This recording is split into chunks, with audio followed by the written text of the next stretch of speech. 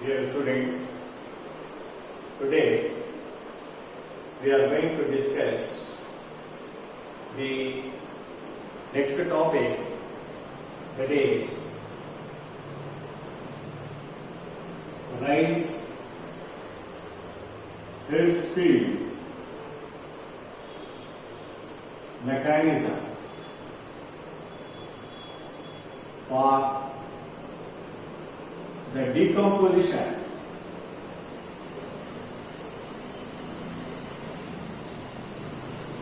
of organic compounds.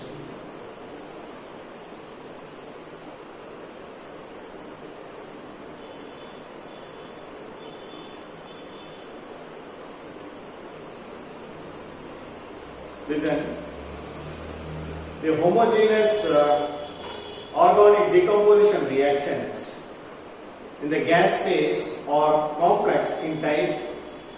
In many cases, a specific chain mechanism have been proposed, and in many cases there is no agreement between the experimental details and the mechanism suggested. Many organic reactions, including decomposition reaction, obey simple kinetic laws. It is assumed that they involve elementary steps. Rice-Hillsfield observed that free radicals are involved in the reaction and they play an important role in deciding the rate of the reaction. They also show that there is a complex free radical kinetics, and it is also knows that in the case of chain initiation reaction, the activation energy should be the production of free radicals involves breaking of CC bond in which requires more than 80 kilocalories per mole. Okay, CC bond breakage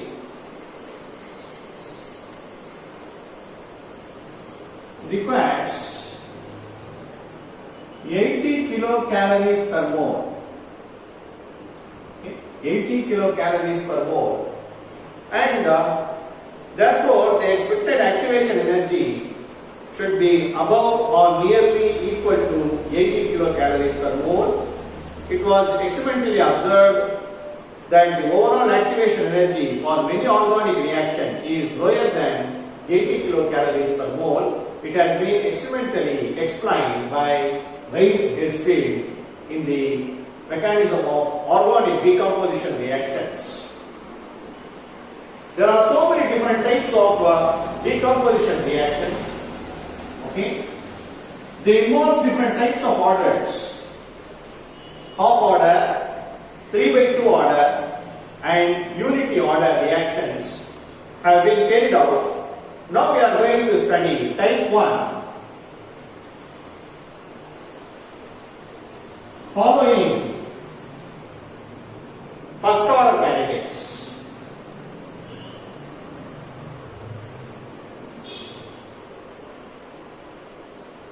In the first order kinetics, we are going to study the decomposition of ethylene to give ethane and hydrogen. Here in the chain initiation step, the decomposition of ethane to give methyl radical. Okay, and in the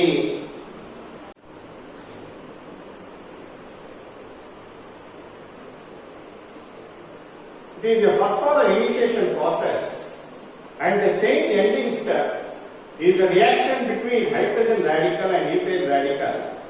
Okay, they propose the mechanism for this reaction is given as follows. The first step is ethylene decomposes to give methyl radical. In the second step,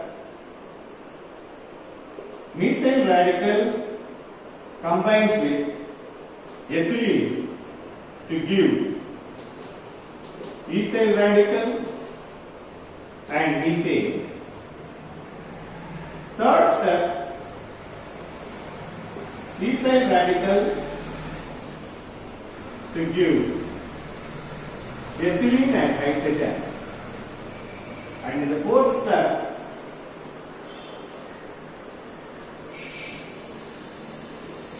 hydrogen radical combines with to give ethyl radical plus hydrogen. And in the fifth step,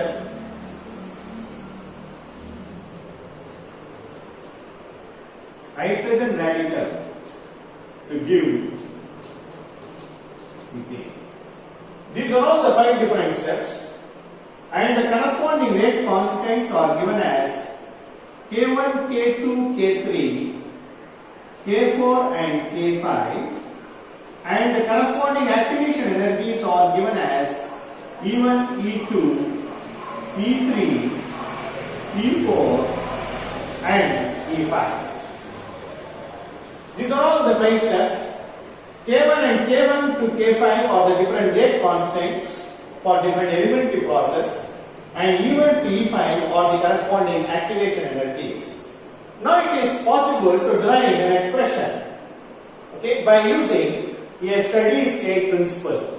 A steady state principle is nothing but the rate of formation is always equal to the rate of decomposition. Now the steady state equation for CH3 radical is given as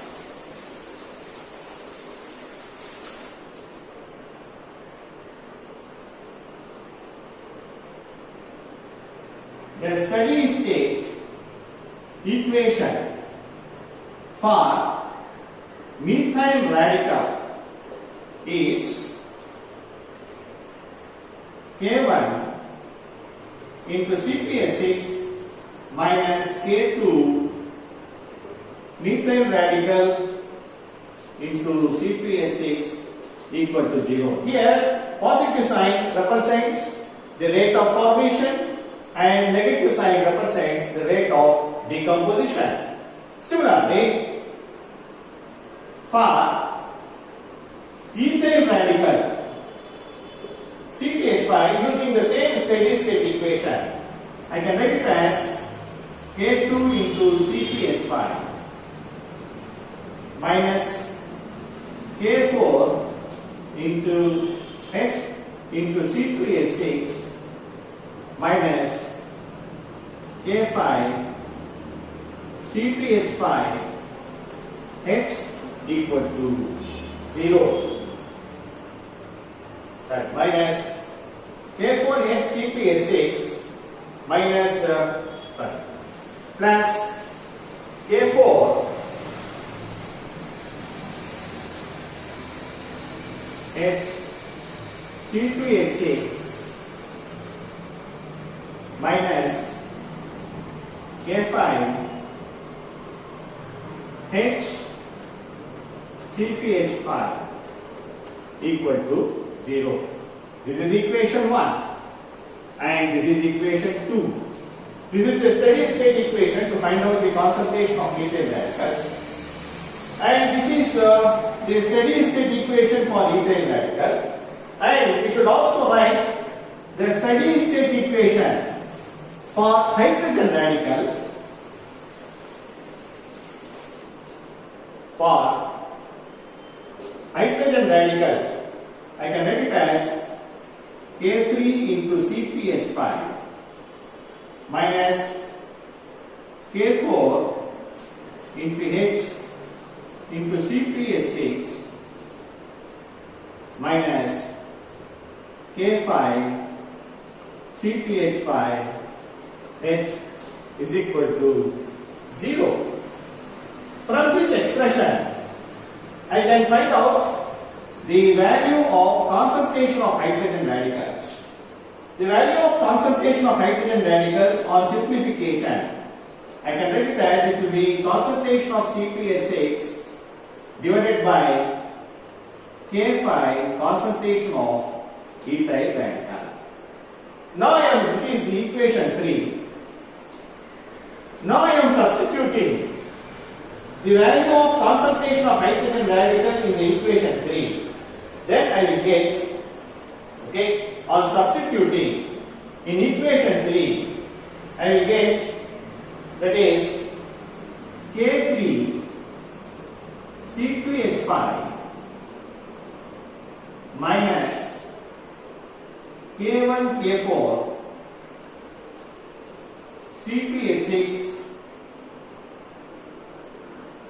divided by K5 C2H5 C2H6 minus K5 K1 C2H6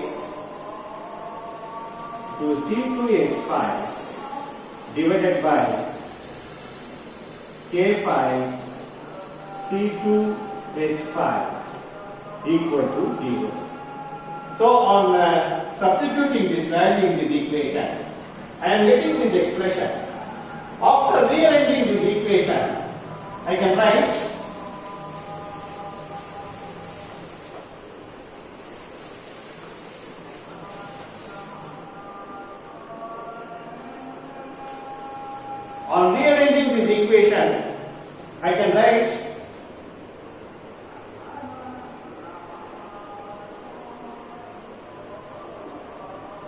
on rearranging the concentration of ethyl radical will be equal to K1 by 2K3 plus K1 by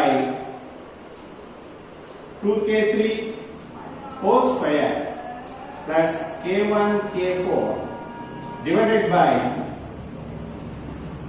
K3 K5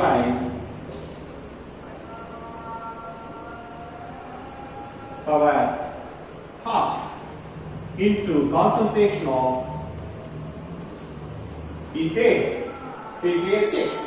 Now in this equation K1 is very small, okay, when compared to K3, K1 is very small, therefore K1 divided by 2K3 is negligible.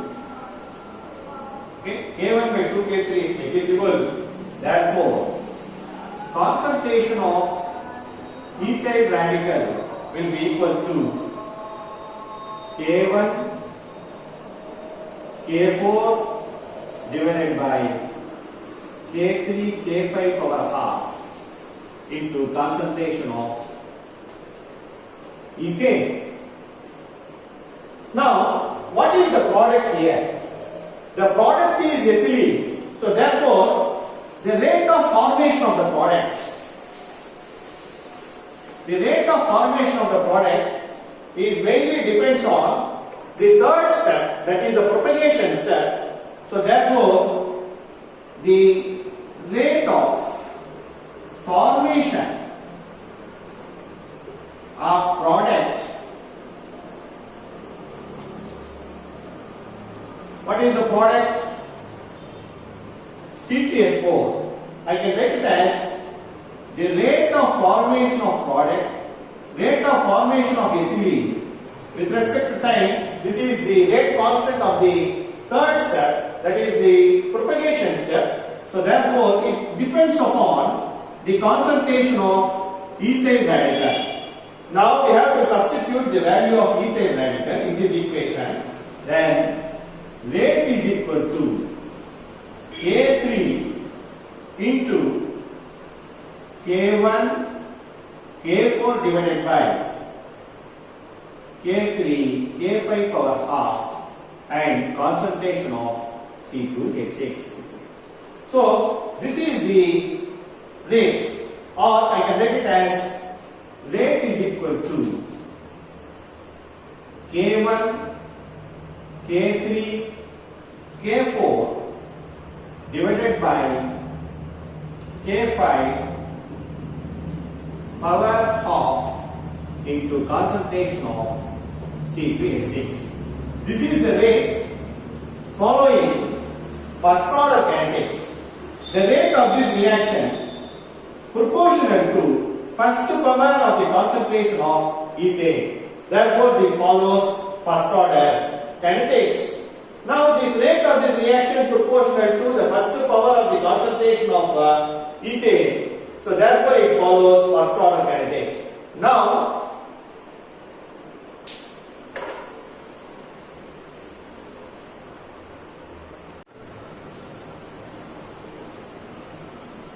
we have to find out the activation energy and the overall activation energy of this reaction.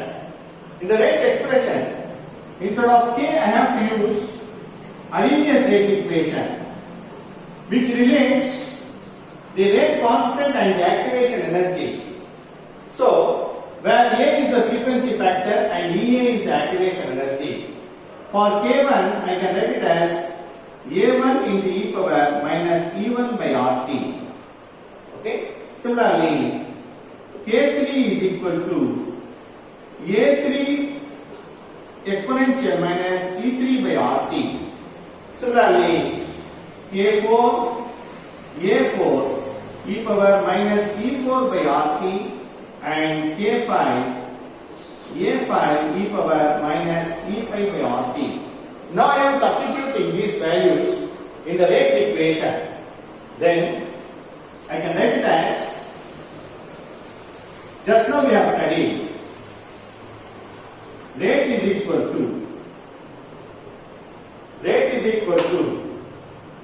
K1, K3, K4 divided by K5 power half into concentration of ethylene. When I substitute the values here, then I will get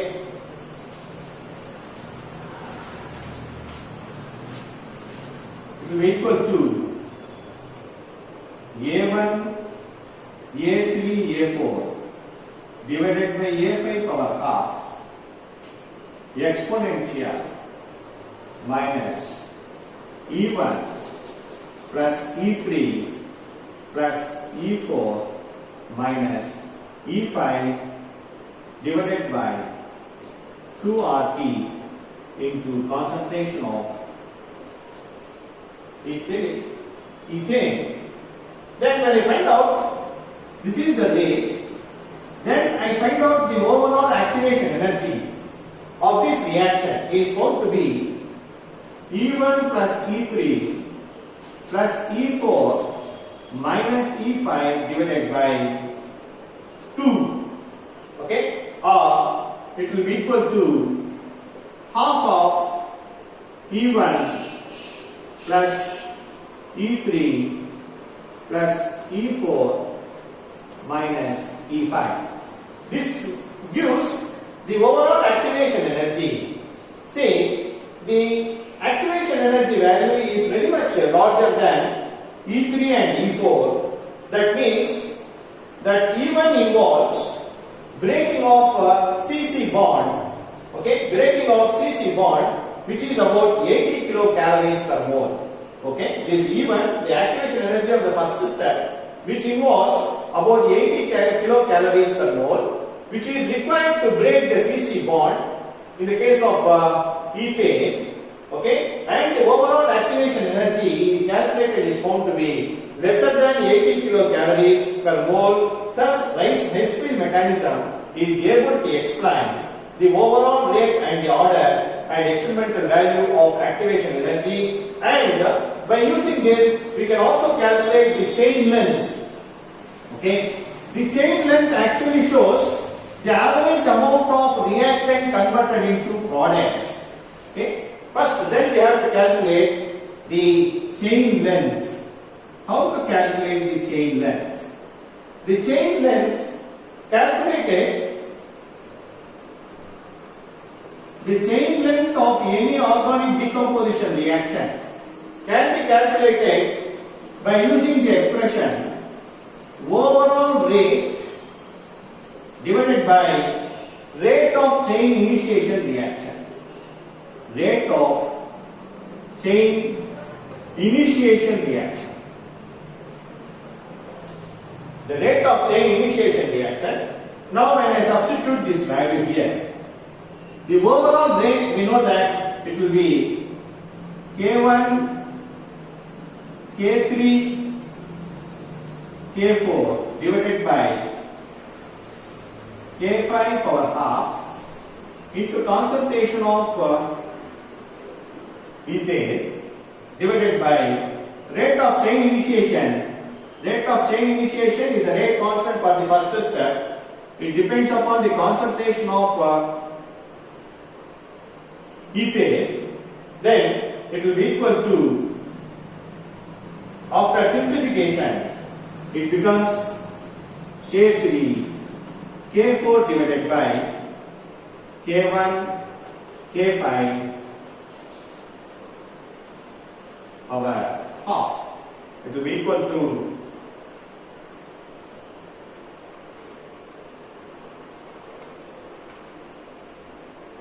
this is power half. So the chain length, okay, this is chain length of this reaction, which depends upon the K1 and K5 value, that is the rate of chain initiation and the rate of chain termination process. Okay, see, when K1 is small, the chain length will be high.